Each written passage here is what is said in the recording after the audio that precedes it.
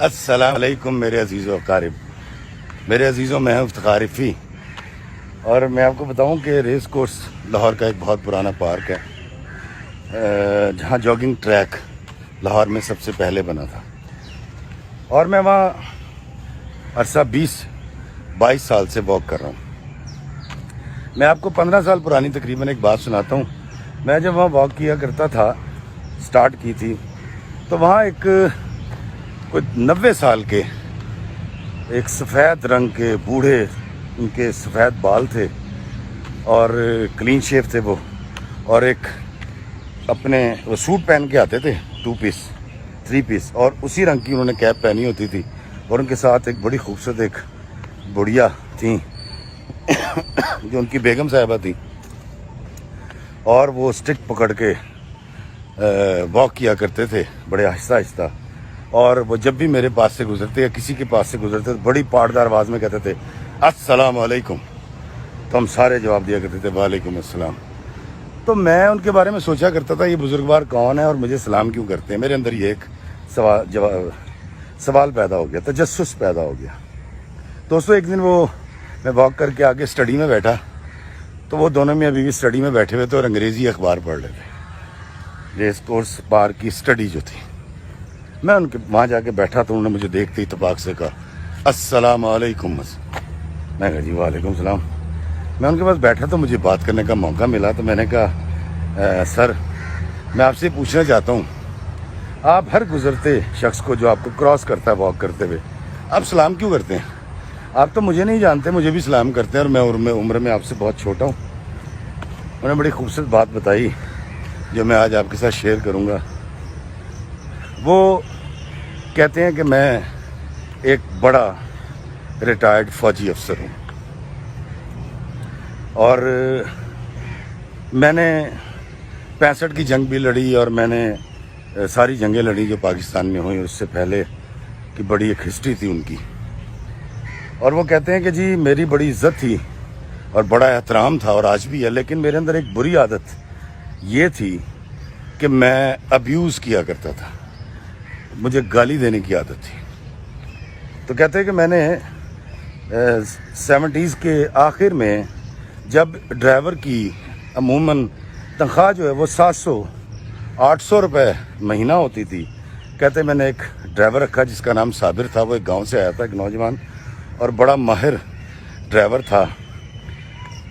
تو میں نے اس کو نوکری پہ رکھا اور میں نے اس کی تنخواہ رکھی 1600 روپے مہینہ۔ اچھا، صرف 1600 روپے مہینہ تنخواہ نہیں تھی، بلکہ صابر کو اور اس کی بیوی بچوں کو انیکسی میں انہوں نے رہنے کے لیے جگہ بھی دے دی، اور 2 ٹائم کا کھانا بھی کوٹھی سے ہی جاتا تھا ان کی۔ تو وہ کہتے ہیں کہ جی میں نے صابر کے ساتھ بھی وہی رویہ رکھا جو میں لوگوں کے ساتھ رکھتا تھا۔ صابر میرے پاس کو 5 سال رہا، بڑا اچھا تھا، نظر جھکا کے رہتا تھا، اور مطلب کوئی سیکرٹ آؤٹ نہیں کرتا تھا، کیونکہ سیکریسی بھی ہوتی ہے انسان کی۔ لیکن میں کچھ عرصے سے دیکھ رہا تھا اس کی کچھ نظریں بدلی ہوئی تھیں۔ تو ایک دن ایک بڑا سرکاری تقریب تھی جہاں سے میں بڑی تعریفیں بٹور کے جب گھر واپس لوٹا ہوں، رات کا وقت تھا، دیر ہو چکی تھی، تو اس نے گاڑی جب ریورس کی تو وہ گملے سے ٹکرا گئی اور گملہ ٹوٹ گیا۔ کہتے مجھے بڑا شدید غصہ چڑھا، اور میں نے اس کو غصے کے عالم میں بہت برا بھلا کہا، اور میں نے جو میرا انداز تھا میں نے اس کو ابیوز کیا۔ کہتے صابر نے 2 بار مجھے کہا صاحب جی گالی نہ دیں، خدا دا واسطہ گال نہ کڈو، لیکن میرا غصہ تیش عروج پہ تھا۔ میرا یہ جوانی کا بھی پیک ٹائم تھا، اور میرا یہ کریئر کا بھی پیک ٹائم تھا۔ تو کہتے جی میں نے اس کو برا بھلا کہا، اور اس نے میرے آگے چابی کی۔ انہوں نے کہا صاحب جی آپ دوسرے ڈرائیور کا بندوبست کر لیں، اور میں آپ کے ساتھ کام نہیں کر سکتا۔ کہتے میں نے سوچا کہ بکواس کر رہا ہے، اتنی آسائشیں، اتنی تنخواہ اس کو کہاں ملنے والی ہے، یہ تو اس دور کے 18ویں اسکیل کے افسر کی تنخواہ بھی نہیں تھی اتنی۔ تو کہتے میں نے اس کو کہا دفع ہو جاؤ، اور وہ چلا گیا۔ کہتے میں جا کے سو گیا، اور مجھے امید تھی کہ صبح ہوگی، یہ آئے گا اور آ کر مجھ سے سوری کرے گا اور معاملات ختم ہو جائیں گے، کیونکہ میں ہمیشہ گالی جو ہے وہ دل سے نہیں دیا کرتا تھا. میں تو بڑے مان تران سے گالی دیتا تھا اور مجھے بڑا یہ یقین تھا کہ میں جو گالی دیتا ہوں یہ میں بڑے اپنے لوگوں کو دیتا ہوں, اپنوں کو. تو کہتی صبح کو جب میں اٹھا اور میں نے کہا جی صابر کو بلاؤ, تو پتہ یہ چلا کہ صابر تو رات کو ہی کسی وقت ریڈی لایا تھا, سامان اس نے اس کے اوپر لادا اور چلا گیا. کہتے میں بڑا حیران تھا یہ کیسے ممکن ہے, اتنی بڑی تنخواہ اتنی آسائشیں چھوڑ کے وہ کیسے جا سکتا ہے.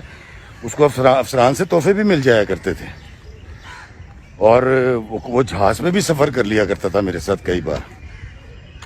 کہتے میں نے پتہ کروایا تو مجھے کوئی مہینے بعد پتہ چلا وہ دھرم پورے کے پاس کسی جگہ پر رہتا ہے. کہتے میں اور میری بیگم صاحبہ ہم گاڑیاں بیٹھے وہاں پہنچے. صابر کی بیوی نے اتفاق سے استقبال کیا. تھوڑی دیر بعد صابر بھی آ گیا اور بڑا خوش ہوا اور اس نے ہمیں چارپائی پہ بٹھایا, چائے پلائی. تو میں نے اس سے کہا کہ تو نوکری کیوں چھوڑ کے آ گیا؟ اس نے کہا صاحب جی وہ بس جانے دیں. اس نے کہا نہیں مجھے بتاؤ تم نے نوکری کیوں چھوڑی ہے؟ انہوں نے کہا جی آپ گالی دیتے ہیں جو مجھ سے برداشت نہیں ہوتی. اس نے کہا بے وقوف تو نہیں ہو تم جانتے ہو کہ میں گالی کس کو دیتا ہوں؟ میں ہمیشہ گالی اس کو دیتا ہوں یا برا بلا اس کو کہتا ہوں جس کو میں اپنا سمجھتا ہوں. تو صابر نے کہا کہ باؤ جی اگر آپ اپنوں کو گالیاں دیتے ہیں تو پھر آپ مجھے غیر سمجھیں. مجھے گالی اچھی نہیں لگتی. میرے پاس کچھ نہیں ہے لیکن میرے پاس میری عزت نفس ہے جو میں کسی کے ہاتھوں پامال نہیں کروا سکتا. کہتے میں بڑا حیران ہوا. میں نے کہا یہ پاگل آدمی ہے, اس کا دماغ سیدھا ہو جائے گا جب یہ بھوکا مرے گا. تو میں نے اس سے پوچھا نوکری کیا کرے؟ اس نے کہا باؤ جی کوئی نوکری نہیں ملی ابھی تک, تو ابھی دیکھتے ہیں اللہ جس طرف لے جائے گا وہاں چلے جائیں گے. تو کہتے میں نے اس سے کہا کہ اچھا تم ایک کام کرو, تم واپس آؤ نوکری پہ, یہ سامان سارا باندھ کے کھا ہو اور میں تمہاری تنخواہ 2000 روپے مہینہ کر دیتا ہوں. اس نے کہا نہیں باؤ جی میں 2000 روپے نہیں چاہیے. آپ مجھ سے یہ وعدہ کر لیں کہ آپ مجھے گالی نہیں دیں گے, ڈانٹیں گے نہیں, تو آپ مجھے نا 800 روپے مہینہ میری تنخواہ کر دیں لیکن مجھے میری عزت لوٹا دیں جو مجھے میرے اللہ نے اور سوسائٹی نے دے رکھی ہے. وہ صاحب کہتے ہیں جی کہ میں نے کہا تم بے وقوف آدمی ہو اور بھوک تمہاری اکڑ نکال دے گی, تمہارا دماغ صحیح ہو جائے گا اور تم آؤ گے. یہ کہہ کر کہتے میں وہاں سے واپس آ گیا.